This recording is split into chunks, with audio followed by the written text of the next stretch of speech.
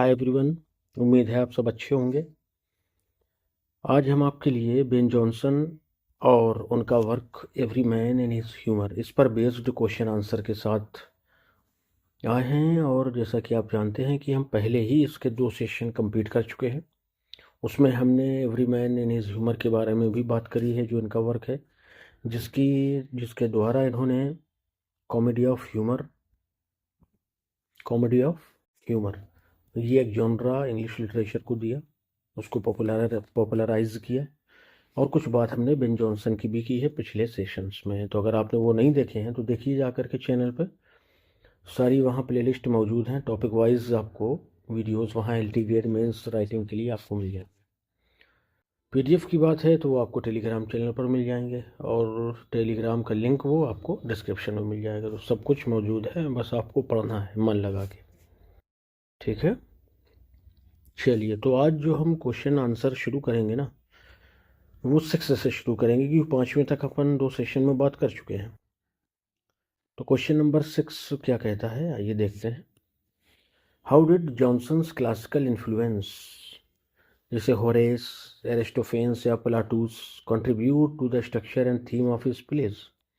करें कि कैसे जॉनसन का जो क्लासिकल इन्फ्लुएंस है ना, जैसे उन पर होरेस का भी इन्फ्लुएंस देखने को मिलेगा, एरिस्टोफेन्स का भी, प्लाटूस का भी इन्फ्लुएंस जॉनसन में देखने को मिलता है।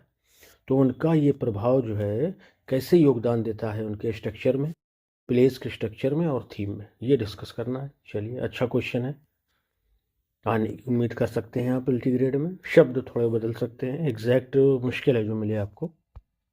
चलिए देखते हैं।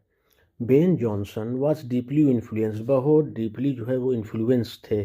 किससे इन्फ्लुएंस थे? आपके क्लासिकल राइटर्स से, स्पेशली होरेस, एरिस्टोफेन्स और प्लाटूस, इन तीनों से। Their ideas shaped both the structure and themes of his plays. इनके विचारों ने आपके जॉनसन के प्लेज के स्ट्रक्चर और थीम दोनों को क्या किया है? शेप, आकार दिया है, प्रभावित किया है। फ्रॉम होरेस, होरेस से क्या सीखा इन्होंने? Johnson took the idea, Johnson ने एक आइडिया लिया, दैट की पोइट्री शुड बोथ, पोइट्री में दोनों चीज़ें होना चाहिए। क्या क्या? डिलाइट भी होना चाहिए और इंस्ट्रक्शंस भी होनी चाहिए, यानी लोगों को पढ़ने में भी मज़ा आए और उसके साथ साथ वो उनमें कुछ करेक्शन भी करे। This principle guided his comedy, इस प्रिंसिपल ने उनकी कॉमेडी को गाइड किया है। Laughter must carry a moral relation, और उसका ये भी मतलब है कि लाफ्टर जो है must carry a moral lesson, उसमें या उस लाफ्टर में कहीं ना कहीं होना ही चाहिए क्या? मॉरल लेसन, कोई एक नैतिक पाठ भी। His prologue to every man in his humour echoes Horace belief, उनका जो प्रोलॉग है जो उन्होंने लिखा है every man in his humour के लिए, तो वो इकोज होरेस बिलीफ, वो इको करता है, बढ़ाता है होरेस के बिलीफ को, इन रियलिज्म, किसमें? वास्तविकवाद में या वास्तविकता में। टू शो, दिखाने के लिए कि an image of the times and sport with human follies, an image of the times, वो टाइम्स की इमेज को भी दिखाता है अलग अलग, और स्पोर्ट विथ ह्यूमन फॉलीज, और वो जो है ह्यूमन फॉलीज से स्पोर्ट खेलता भी है। ठीक है, यानी होरेस का ये बिलीव जो था रियलिज्म में, वो ये था कि दिखाया जाए, क्या दिखाया जाए? इमेज ऑफ टाइम्स को दिखाया जाए और ह्यूमन फॉलीज के साथ खेल को भी दिखाया जाए, खेलने को दिखाया जाए। प्लाटूस से क्या लिया इन्होंने? From Plautus and Roman new comedy Jonson borrowed, करें कि प्लाटूस से और रोमन न्यू कॉमेडी से जॉनसन ने बारोड, उधार लिया है क्या? स्टॉक कैरेक्टर्स को एंड टाइट प्लॉट्स को। ठीक है। The suspicious old father novel, जो कि आपका इसका मेन कैरेक्टर है। अच्छा, एक और चीज़ देखिए, जो नॉवेल है ना, इसी का कैरेक्टर आपके शेक्सपियर ने निभाया था स्टेज पर।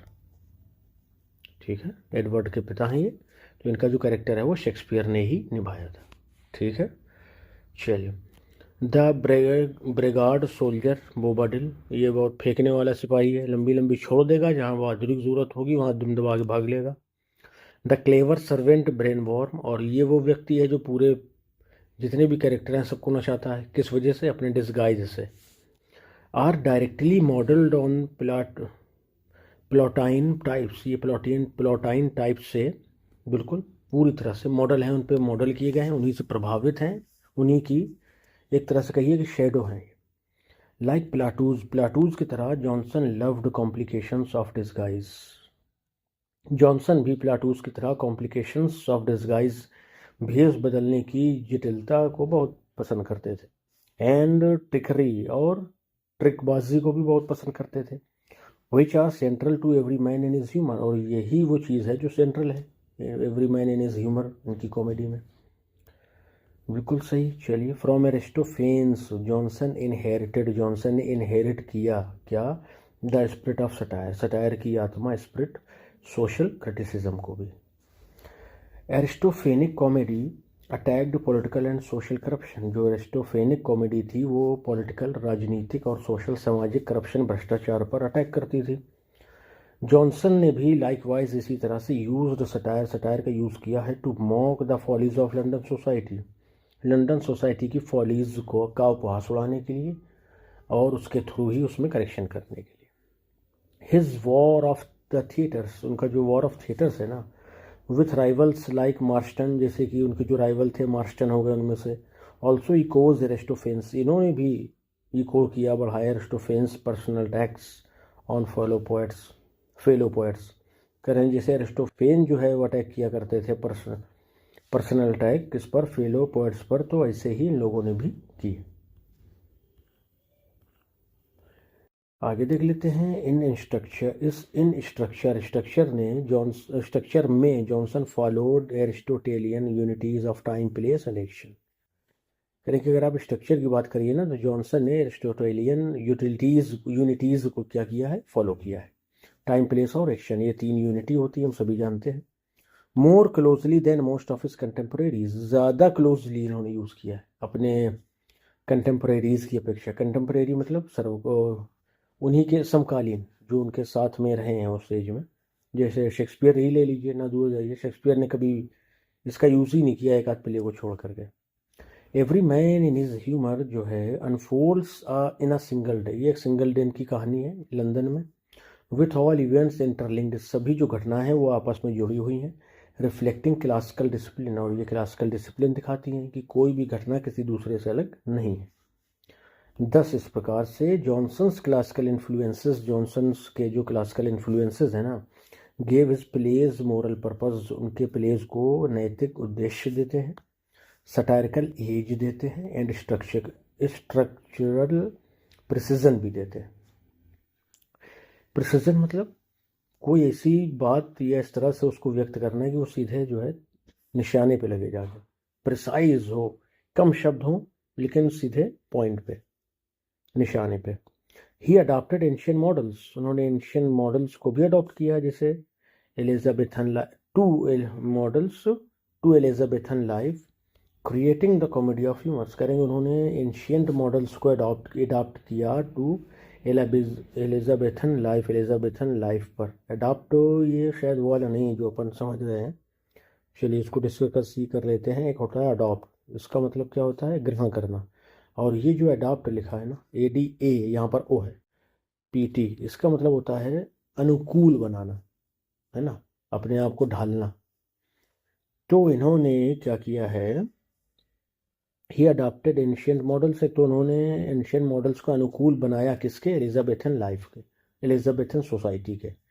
Creating the comedy of humours को क्रिएट करके, वेयर, जहाँ पर टाइमलेस ह्यूमन वीकनेसेस, कभी न ख़त्म होने वाली अंतहीन जो मनुष्य की कमज़ोरियाँ हैं ना, और शोन दिखाई गई हैं, through the lens of London society के चश्मे से।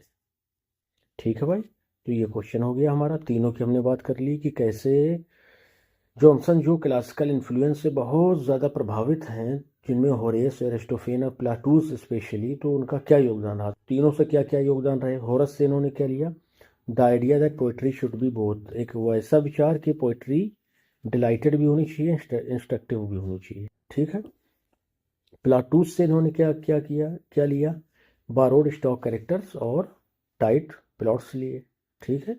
एरिस्टोफेन में आ जाइए। एरिस्टोफेन से इन्होंने इनहेरिट किया है स्पिरिट ऑफ सटायर को और सोशल क्रिटिसिज्म। ठीक है, तीनों अलग अलग याद रखने हैं अपन को। और स्ट्रक्चर में क्या बता दिया गया कि इन्होंने एरिस्टोटेलियन यूनिटीज़ को बिल्कुल बहुत ईमानदारी से फॉलो किया है, rather than any other contemporary of इस टाइम। कंटेम्प्रेरी काफ़ी है, टाइम की ज़रूरत नहीं है, समकालीन तो है ही है ना।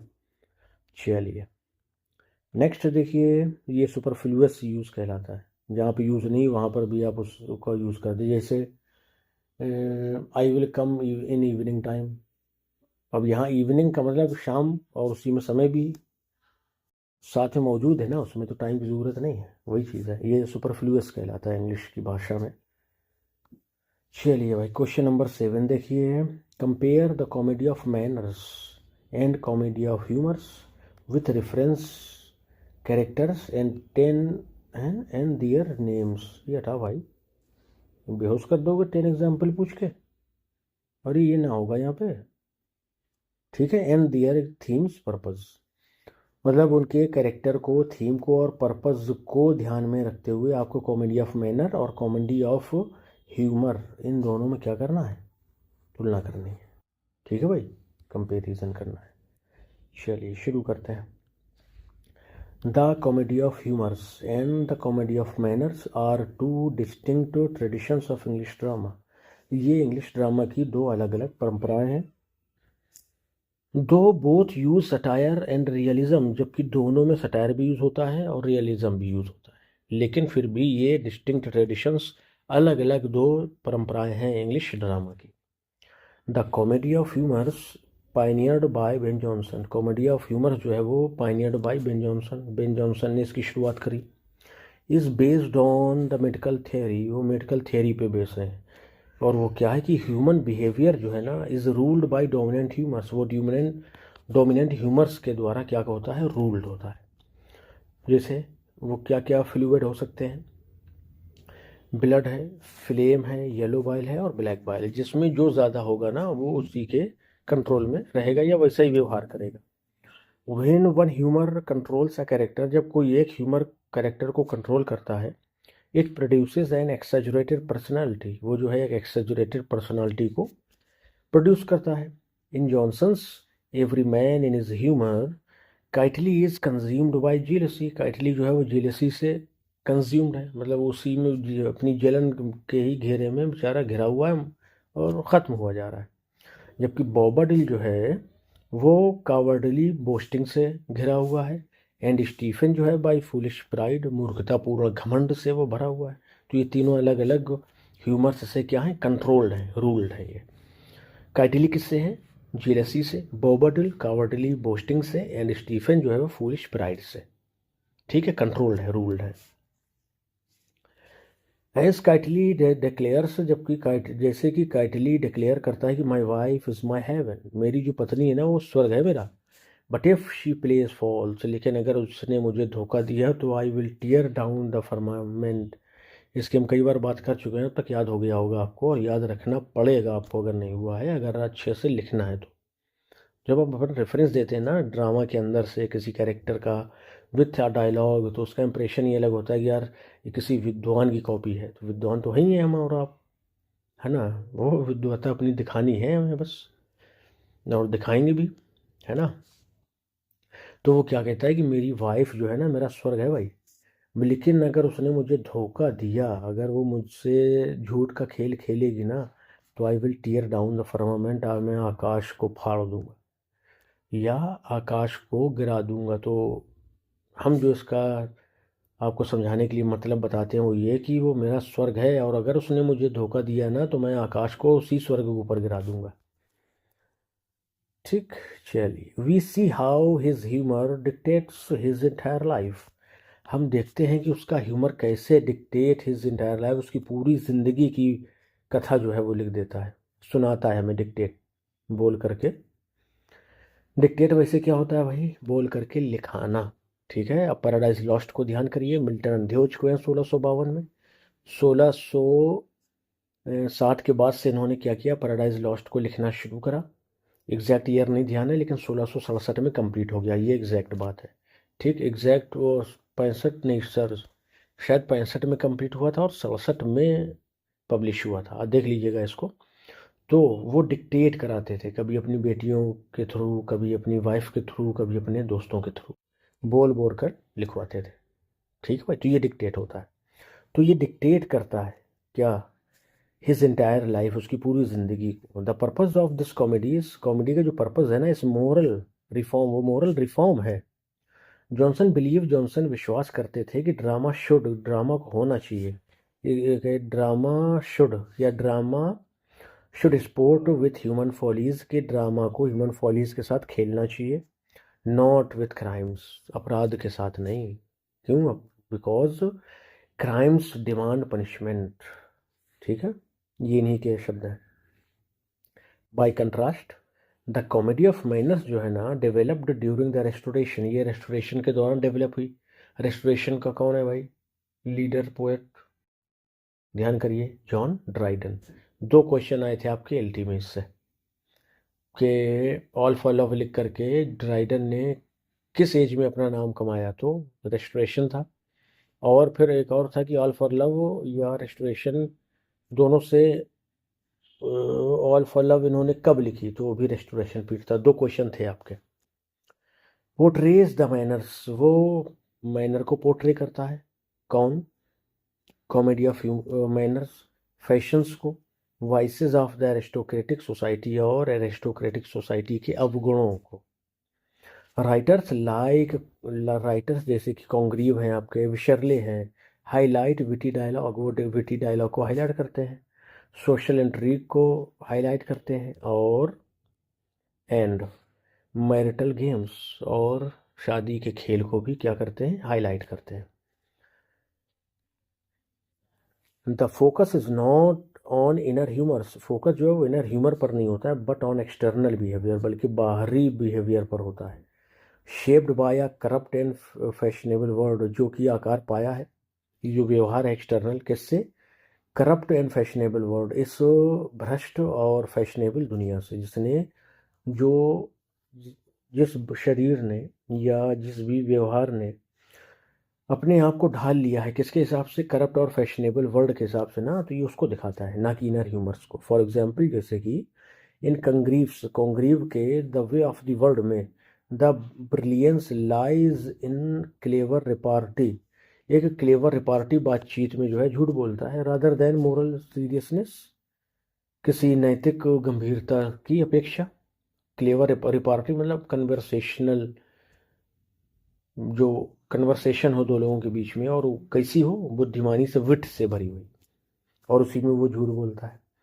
इन शॉर्ट, और अगर आप शॉर्ट में देखना चाहें तो द कॉमेडी ऑफ ह्यूमर्स, जो कॉमेडी ऑफ ह्यूमर है, एम्फेसाइज करती है इनबॉर्न ऑडिटीज पर। ऑड क्या होता है? दूसरों से अलग होना, और ऑडिटीज मतलब अलगावपन, समझ लीजिए। वो अलगावपन जो इनबॉर्न है, उसको ये एम्फेसाइज करती है। And aims at moral correction, और मोरल करेक्शन पर इसका एम होता है। वाइल, जबकि द कॉमेडी ऑफ मैनर्स जो है ना, रिफ्लेक्ट्स सोशल इसेंट्रिसिटीज, ये जो सोशल इसेंट्रिसिटीज है ना, सनकीपन है, उसको दिखाता है। कौन? Comedy of manners. विट को दिखाता है और सटायर को दिखाता है, विदाउट मोरल पर्पस, बिना किसी नैतिक उद्देश्य के। मतलब कॉमेडी ऑफ मैनर का उद्देश्य सुधार नहीं होता है, जबकि कॉमेडी ऑफ ह्यूमर का उद्देश्य हंसी उड़ाने का ही क्या होता है? नैतिक सुधार। द फॉर्मर इज इंटेलेक्चुअल, पहले वाला इंटेलेक्चुअल है, एंड करेक्टिव, और करेक्शन करने वाला है। द लेटर, जो बाद वाला मैनर है ना, ये आपका कॉमेडी ऑफ मैनर जो है वो कैसा? स्टाइलिश है और विटी है। ठीक है, ये करेक्टिव नहीं। तो ये हमारे हो गए 2 क्वेश्चन, किससे रिलेटेड है? ये हमारे बेन जॉनसन से।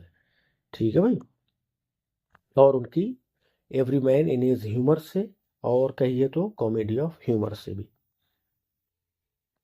क्वेश्चन नंबर 8 बचा है, क्वेश्चन नंबर 9 है, और उसके बाद 10 है, और फिर उसके बाद में अबे 11 भी है भाई।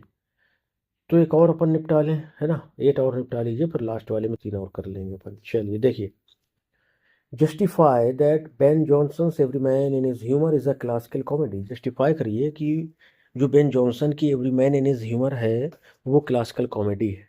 चलिए अभी जस्टिफाई करते हैं अच्छे से।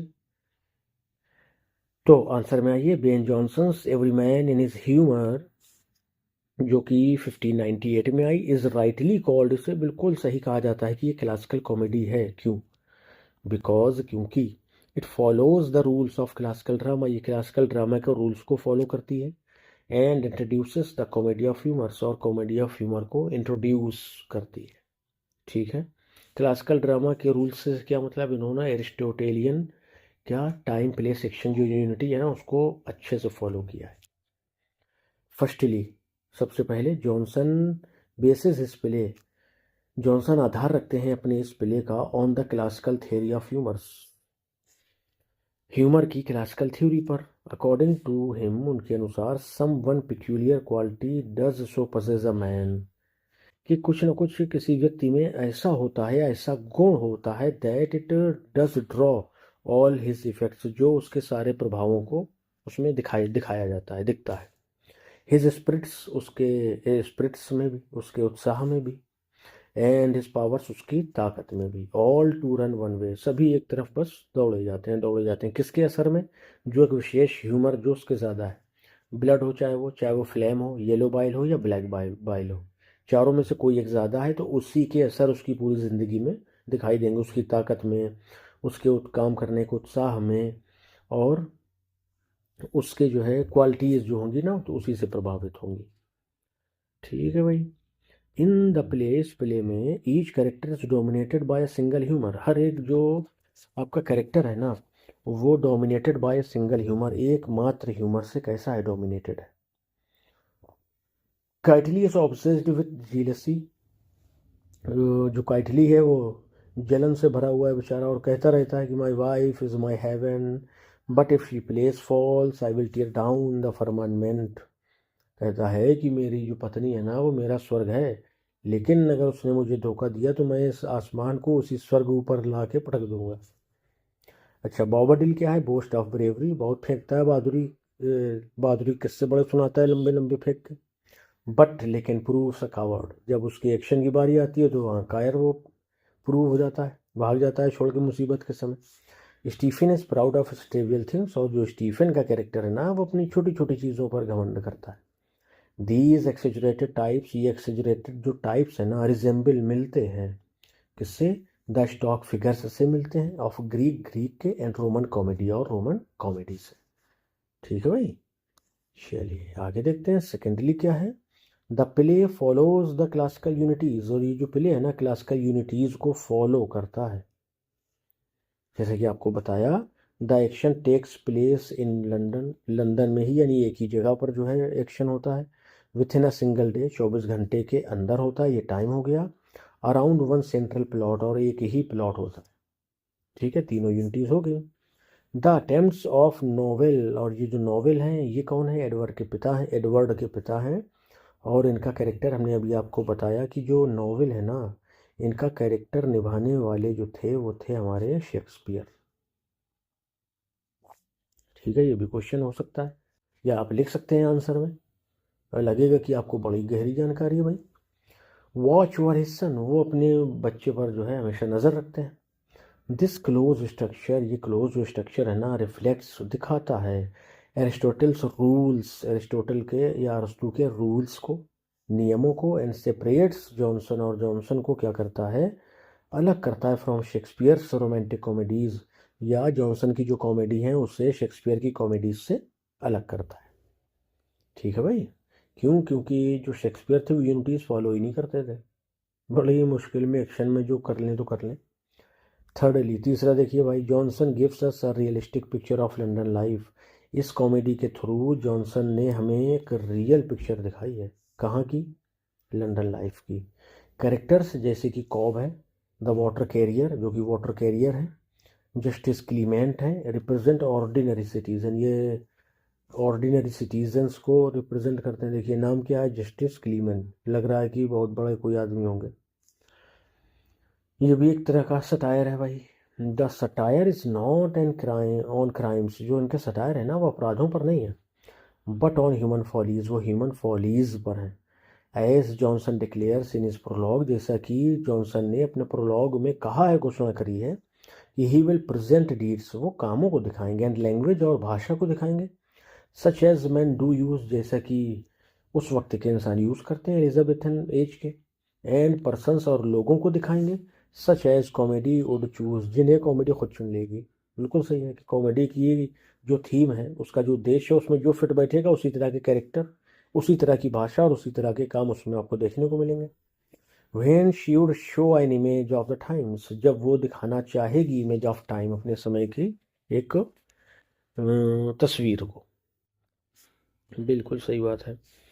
दस इस प्रकार से every man in his humour जो वर्क है, जो कॉमेडी है, इज अ क्लासिकल कॉमेडी, वो क्लासिकल कॉमेडी है। बिकॉज, क्यों है? बिकॉज क्योंकि इट यूनाइट्स ह्यूमर को, ह्यूमर थियरी को, स्ट्रिक्ट फॉर्म को, रियलिस्टिक सटायर को, and the purpose of moral correction, और मोरल करेक्शन के पर्पस को क्या करती है? यूनाइट कर देती है।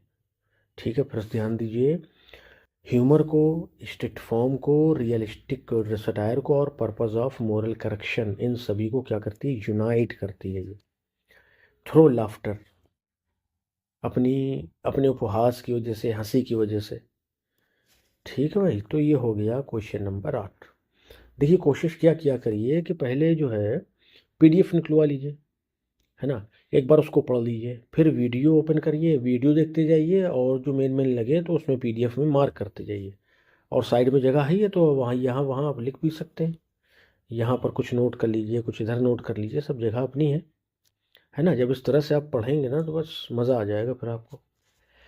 ठीक है भाई, चलिए, और वीडियोस के लिए चैनल में विज़िट कर लीजिए और लाइक शेयर कर दीजिए, सब्सक्राइब कर लीजिए, और पीडीएफ के लिए टेलीग्राम को ज्वाइन कर लीजिए, डिस्क्रिप्शन में उसका लिंक दिए देते हैं। ज्वाइन करने के बाद टेलीग्राम को, अगर पीडीएफ आपको वहाँ ना दिखे तो एक बार मैसेज करिए कि हमें पीडीएफ नहीं मिली है सर, पीडीएफ आपको दे दी जाएगी। फिर आराम से ज़बरदस्त तरीके से भौकाली तैयारी करिए। ठीक है भाई, चलिए, मिलते हैं नेक्स्ट वीडियो में। Till then bye bye, thank you.